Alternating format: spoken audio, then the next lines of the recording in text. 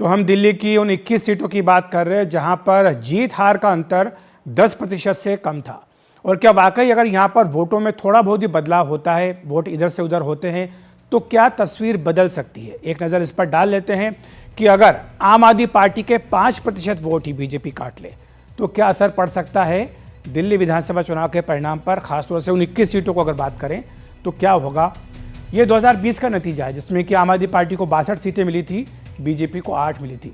लेकिन अगर 5% vote BJP ले लेती है आम आदमी पार्टी से तो आम आदमी पार्टी को 46 सीटें और बीजेपी की सीटें 8 से बढ़कर 24 तक पहुंच सकती है। ये केवल 5% के स्विंग से ये परिणाम पर असर पड़ सकता है।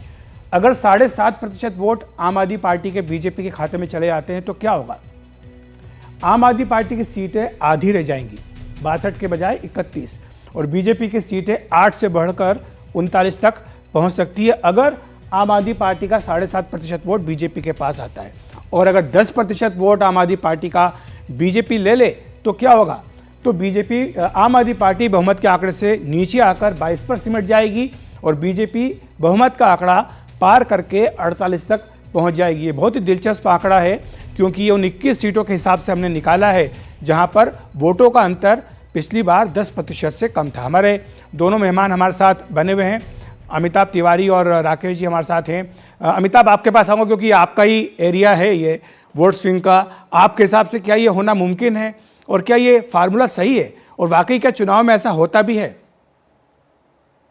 नहीं, देखिए, आम आदमी पार्टी को 54% वोट था और बीजेपी को 39%, यानी लीड है 15% की।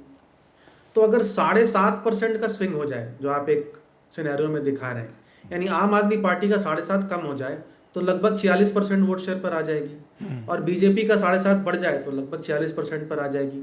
उस केस में 39 बीजेपी और 31 आम आदमी पार्टी हो सकती है। ये 2020 के बेसिस पर है।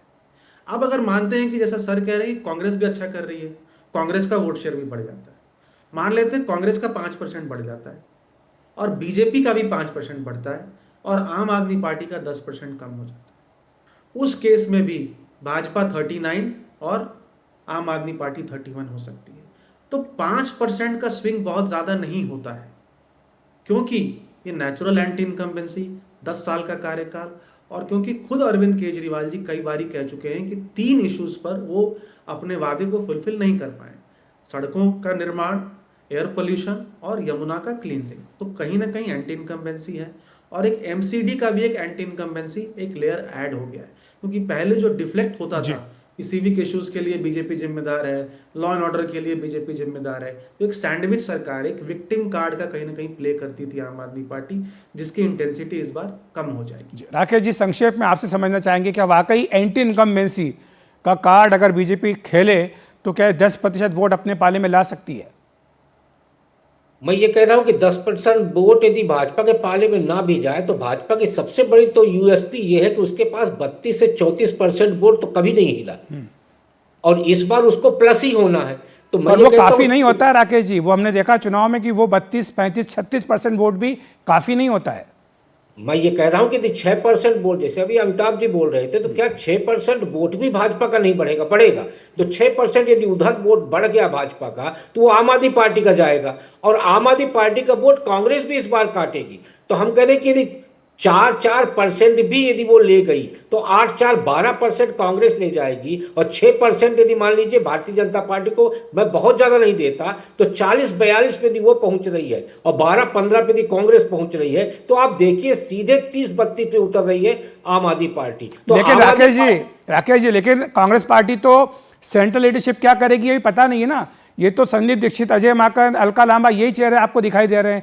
सेंट्रल लीडरशिप का तो कोई चेहरा अभी तक दिखा नहीं है मैदान में, ना कोई बयान आया है ना कुछ हुआ। मैं अखिलेश जी ये कह रहा हूं कि यदि सेंट्रल लीडरशिप नहीं उतरेगा तो शायद ज्यादा फायदेमंद होगा क्योंकि जहां जहां गए पड़े संतन के वहां बंटा ढाल। तो मुझे लगता है संदीप दीक्षित और अजय माकन उस सेंट्रल लीडरशिप से ज्यादा अच्छा कर पा रहे हैं। हाँ, ये आपका कहना बिल्कुल सही है कि अभी चुनाव की घोषणा नहीं हुई और लास्ट में कांग्रेस क्या मूव करती है कहना कठिन है। लेकिन आज मौजूदा जो हालात है उस पर यदि हम चर्चा करें तो उस चर्चा में ये जरूर है कि केजरीवाल जी के माथे पर भाजपा और कांग्रेस दोनों ने बल पैदा कर रखा है, इसलिए वो बिल्कुल परेशानी में है और कहीं ना कहीं कोई मुद्दा ढूंढ रहे हैं। और सबसे महत्वपूर्ण ये है अखिलेश जी कि केजरीवाल जी उस विकट स्थिति में है कि मनीष सिसोदिया तो सीट बदल दिए, केजरीवाल जी तो सीट भी नहीं बदल पा रहे, इसलिए 12-12,500 वोटर इधर से उधर हुए, कट गए, इस टाइप का बहानेबाजी कर। ठीक है, शुक्रिया आपका राकेश जी इस तमाम चर्चा के लिए। अमिताभ जी आपका भी धन्यवाद।